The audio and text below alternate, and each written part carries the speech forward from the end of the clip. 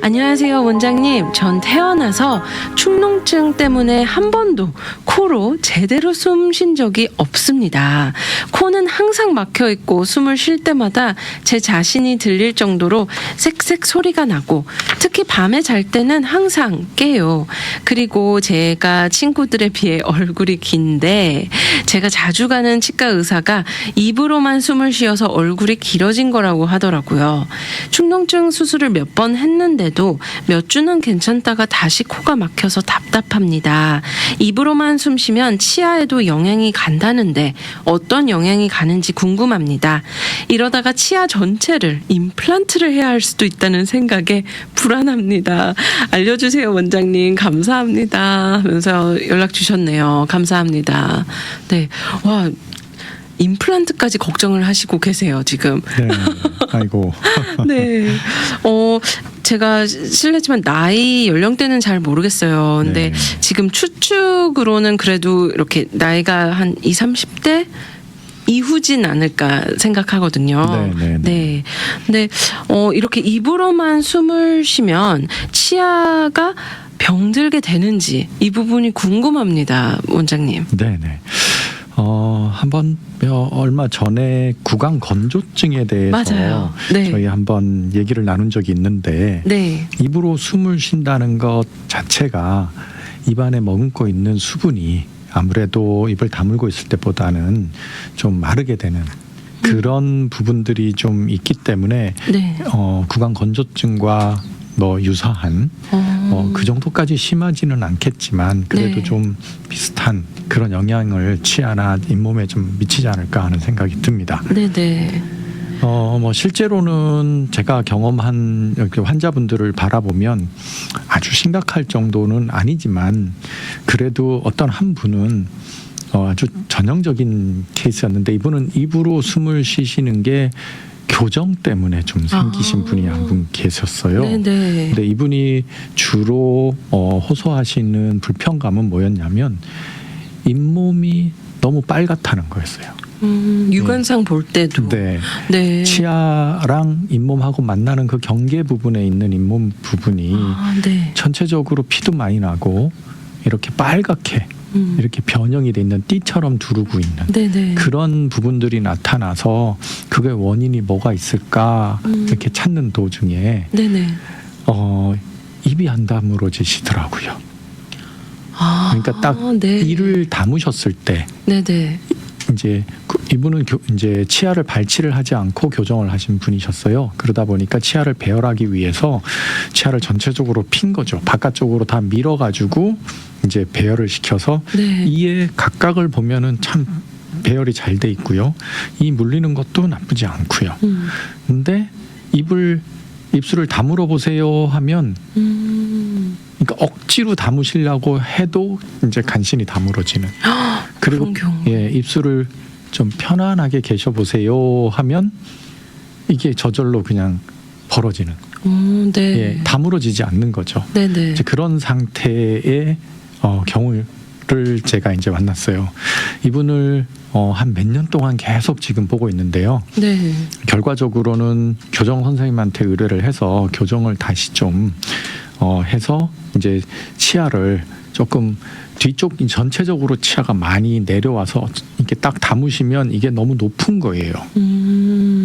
이제 그렇게 되니까 이제 아래쪽 턱 자체가 높게 되면 뒤쪽으로 약간 돌아가게 되고요. 네. 그러니까 벌어지니까요. 네네. 위 아래에 있는 입술 자체가 좀 멀어지게 되는 그런 네. 상황이 되죠. 그래서 이제 어금니 부분을 이제 요거는 좀 고난이도의 교정 치료가 되는데 어금니 부분을 아주 미세한 힘으로 조금씩 해가지고 안쪽으로 밀어 넣는 거예요. 잇몸 쪽으로 살살 양쪽으로 해서요. 그러면 앞에 쪽 치아들이 이렇게 조금 더 회전을 하면서 좀 더 이제 시계 아래쪽 턱이 시계 네. 반대 반대 방향으로 이렇게 돌아서 다물어지게 되죠. 네네. 그럼 입술과 입술이 조금 더 가까워지는 상태가 네. 되고요. 그렇게 해서 입이 좀 자연스럽게 다물어지는 그런 상태까지 이제 오고 나니까 네. 그 빨갛던 잇몸 그리고 피가 나는 그런 부분들이 줄어들더라고요. 본인이 느끼시는 불편감도 네네. 확연히 줄어들고 지금은 아주 만족하면서 관리를 하고 계세요. 그렇군요. 굉장히 교정 시간이 길었을 것 같아요. 그러면. 그렇죠. 그러니까 좀 젊었을 때 받았던, 그러니까 어렸을 때 받았던 교정이었는데, 아, 네. 네, 이가 이제 많이 좀 돌출이 된, 그리고 위턱이 조금은 좀 돌출이 되어 있는 형태의 네네. 안무를 가지고 계시고, 이제 그런 상태에서 이를 배열을 하고 이 부분이 어금니 쪽이 이제 조금 내려오게 됐겠죠. 그러면서 거기에 맞춘 이제 입을 다물었을 때의 형태, 교합을 맞춰 놓으니까 이제 실질적으로 입술에 대한 긴장감이나 이런 부분들이 고려가 안 되고 이에 대한 배열만 있었던 거예요. 네네. 그러다 보니까 이제 매번 그러니까 코로 숨을 못 쉬시는 분은 아닌데 입이 안 다물어져서 그러니까요. 자동적으로 입으로 숨을 쉬신 그런 분 케이스였어요. 네. 그러니까 이제 구강으로만 이제 구강 구호흡이라고 보통 얘기하는데요. 그 마우스 브리딩을 하시는 그런 분들은 아무래도 좀 잇몸에 영향이 있지 않나 보고요. 실제로 구강 건조증 가지고 계신 분들 보면 잇몸이 조금 더 염증이 생기기가 쉽고 또 이런 잇몸 질환의 내성이 조금 떨어지시는 분들은 아무래도 치주염으로 발전하는 그런 경우들도 봅니다. 아, 근데 사실은 입안이 말랐을 때 더 신경 써야 되는 부분은 사실은 충치거든요. 네, 맞습니다. 이거는 충치가 생기는 기전을 조금 더 한번 리뷰를 해드리면 네. 박테리아, 즉 우리 탄수화물이라든지 이런 부분이 치아에 이제 제거되지 않고 잔존하게 되면 박테리아들이 많이 모여 있는 그런 부분들을 치태라고 합니다. 이게 약간 당기랑 그다음에 뭐 요런 것 단백질이랑 요런 것들이 섞여 가지고 약간 끈적끈적한 형태로 치아에 달라붙어 있는데요. 이 중에 충치균이 있습니다. 이 충치균은 탄수화물을 대사시켜서 그걸 먹이로 하는 거죠. 그래서 분해하면 젖산이라고 하는 랙틱 애시드라고 하는 네. 그런 젖산이 만들어지고요. 이 산은 강산에 해당합니다. 그래서 이 산에 의해서 치아에 있는 미네랄이 빠지는 거죠. 네. 이게 빠지면서 그 부분이 이제 점점 깊게 들어가게 되면 충치가 되는 그런 과정이 충치인데요. 이 부분이 아무래도 수분이 없다면 산도가 점점 더 높아지고요. 그다음에 이 침이라는 것 자체에 이뮤노글로불린이라 해서 우리 면역 작용을 하는 박테리아랑 좀 싸우고 면역 작용을 하는 그런 그 물질이 들어 있는데 이 부분이 이제 많이 좀 제대로 활동을 못 하고 그다음에 자정 작용이라 그래서 이제 그 침이라든지 이런 어떤 우리 분비물에 의해서 씻겨 나가는 이런 부분의 기능도 좀 떨어지게 되는 네. 거죠. 그러니까 전체적인 젖산의 농도가 올라가고 그러다 보면 충치가 생기는 확률이나 또 똑같은 양의 플렉이 고였을 때 충치가 좀 더 심하게 발생할 수 있는 네. 그런 부분이 생길 수가 있는 게 구강호흡법 중에 하나입니다. 네. 예. 그리고 이제 여기 사연 주신 분 말씀하실 때 친구들에 비해서 얼굴이 좀 길다라고 하셨고 네, 맞아요. 우리 치과 선생님이 입으로만 숨을 쉬어서 그렇다 이런 얘기를 하는데 사실은 이 부분은 아직 밝혀지지가 않았습니다. 근데 구호흡을 하시는 분들의 많은 퍼센테이지가 얼굴이 좀 깁니다. 그러니까 이제 이게 닭이냐 달걀이냐 이게 어떤 게 먼저냐인데요. 네네. 구호흡을 하는 분들을 잘 살펴보면 아까 말씀드렸듯이 구강 구조 자체가 조금은 이가 좀 돌출이 되어 있는 분들이 계시고요. 또 어금니 쪽 부분이 좀 많이 내려와서 심하신 분들은 어금니 양쪽에 있는 어금니 한두 개 정도만 닿고 나머지는 다 떠 있는 그런 네. 형태의 부정교합을 가지고 계신 분들도 꽤 계십니다. 그리고 안에 입안을 살펴보면 우리 입 천장이라 그러죠. 이게 이제 구개 부위라고 얘기를 하는데 입 천장 부분이 굉장히 깊습니다. 실제로 이제 어떤 아치형을 보이는 평균적인 그런 어떤 형태의 원형보다는 굉장히 깊은 우리 포물선의 꼭지점을 향해 가는 것만큼 네. 굉장히 깊게 들어갑니다. 네. 이런 분들을 보면 이제 혹시 이제 그런 상황에서는 한번 여쭤보면 입으로 숨 쉬면서 좀 지내시지 않느냐 말씀드리면은 그렇다는 분들이 꽤 많으세요. 그러다 보니까 전체적으로 얼굴이 길고요. 그다음에 어금니만 닿게 되면 아래쪽 턱이 아까 말씀드린 대로 이제 시계 방향 쪽으로 이렇게 회전을 해서 멈추게 됩니다. 그렇게 되면 이 코 있는 부분하고 턱 있는 부분의 부위가 네. 이제 눈하고 코 부분하고의 이제 길이보다 조금 더 긴 거를 볼 수가 있어요. 네. 그러다 보면 안모 자체가 좀 길게 보이게 되죠. 네.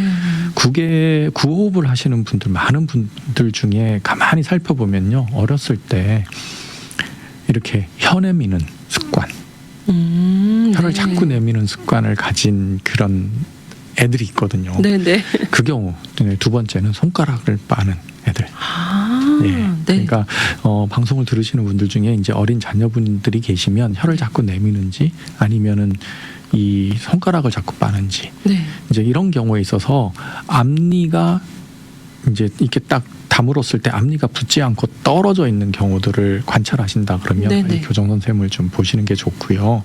그거가 이제 습관적으로 혀를 자꾸 내밀어 가지고 아니면 손가락을 자꾸 빨아서 이제 치아하고 위의 치아 아래쪽 치아 사이에 뭔가가 들어옴으로써 정상적으로 치아의 배열이 이루어지는 것을 방해하는 그런 경우가 이제 됐을 때 구호흡을 하는 경우들도 좀 빈번하게 관찰이 되고 있어요.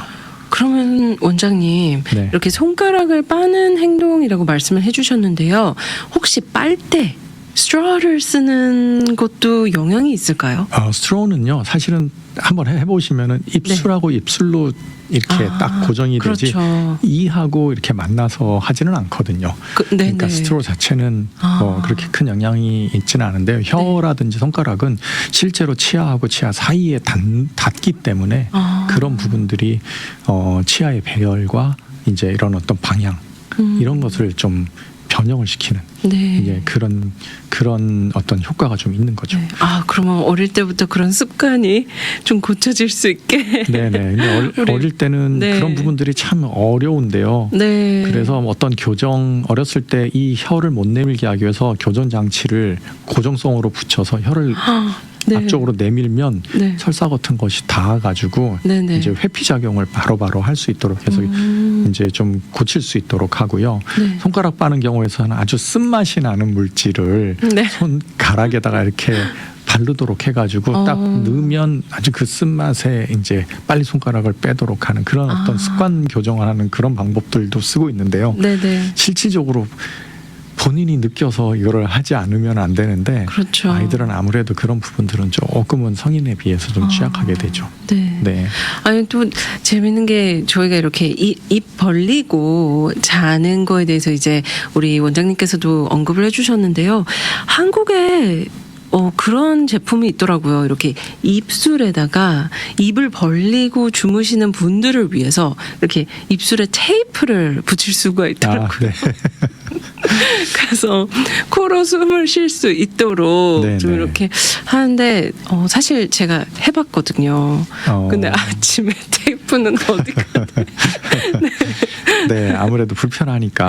네. 예, 그리고 이제 실질적으로 왜 구호흡을 하는지에 대해서 먼저 파악을 네. 하고 그렇죠. 그 다음에 만약 실제로 사연 주신 분처럼 충농증이 심해서 코로 숨을 못 쉬는 상태 그런 상태에서 입을 막아버리면 잘못하면 질식에 맞습니다. 예, 그리고 이제 그거를 빼는 이유는 이제 실질적으로 너무 불편하기 때문에 그거를 무의식적으로 제거를 하는 거거든요. 그렇게 되는 네. 거고요.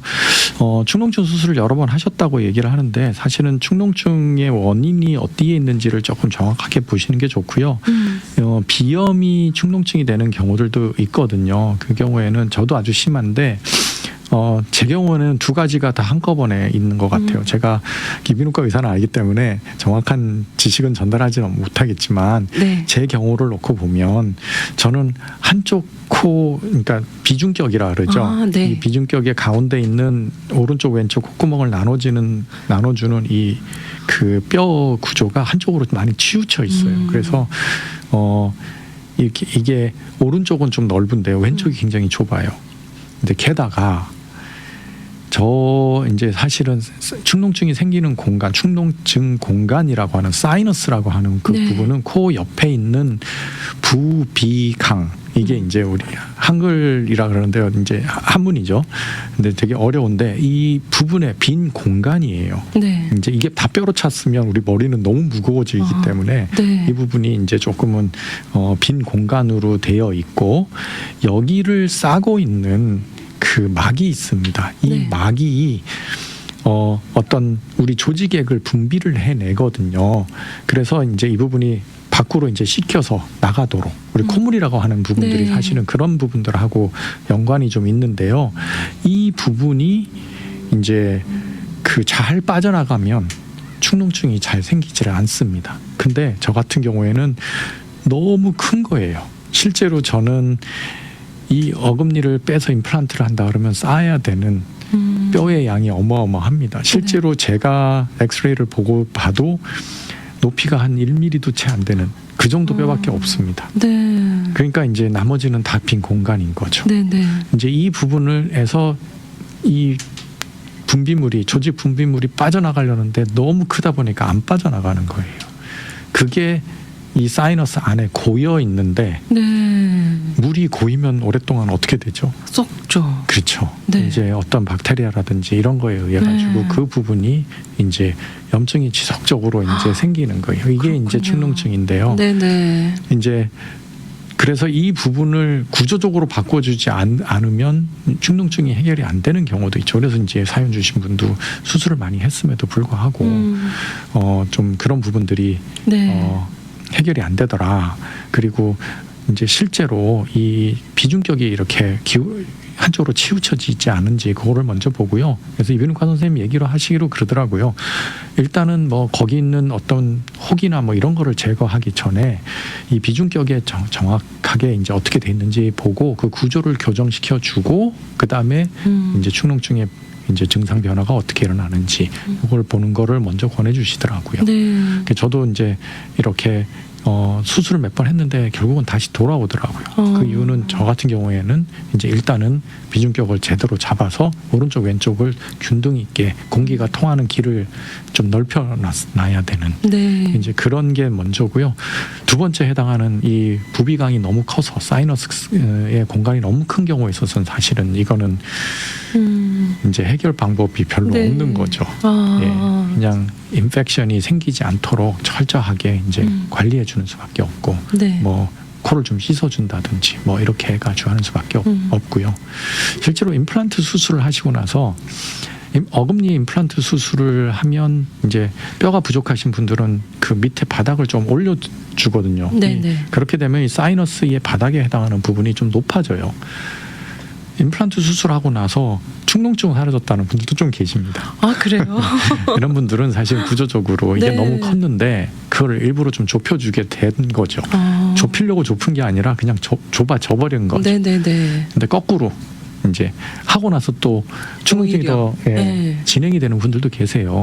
이거는 이제 만성적인 염증이 있는 부분인데 네. 이거는 크기랑 관계없이 다른 이유에 의해서 생기는 걸 수도 있고요. 네, 참 신기한 게 치과 치료인데도 불구하고 또 굉장히 저희 몸이 다 연결이 되어 있다 보니까 그럼요. 네.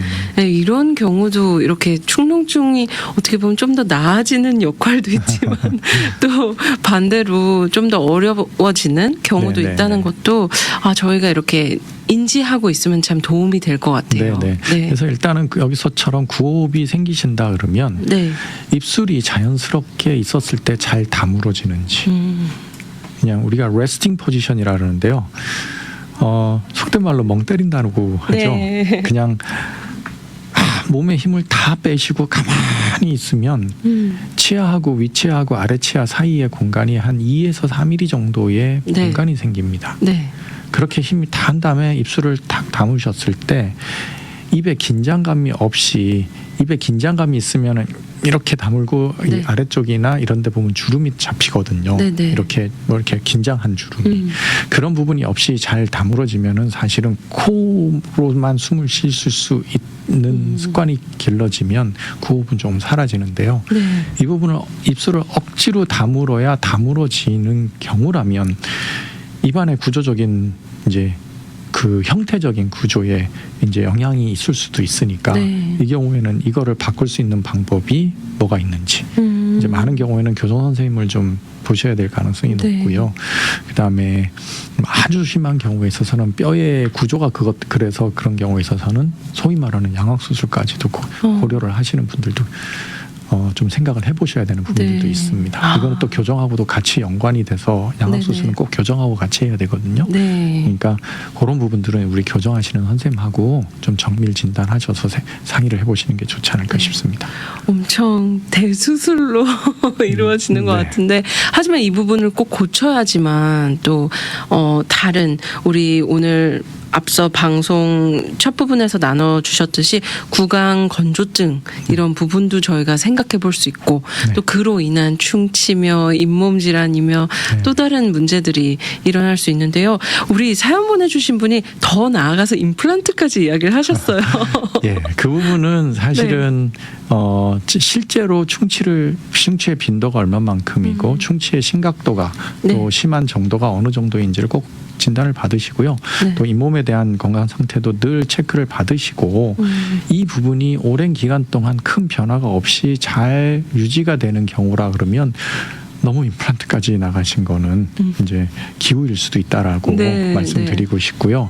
이제 그렇지 않고 이것 때문에 잇몸에 자꾸 염증이 생기고 뼈에 소실이 생기고 이제 이러는 상황이라 그러면 이거는 조금은 좀 액티브하게 교정을 해야 되는, 그러니까 네. 고쳐야 되는 네. 그런 부분이라고 생각이 되니까요.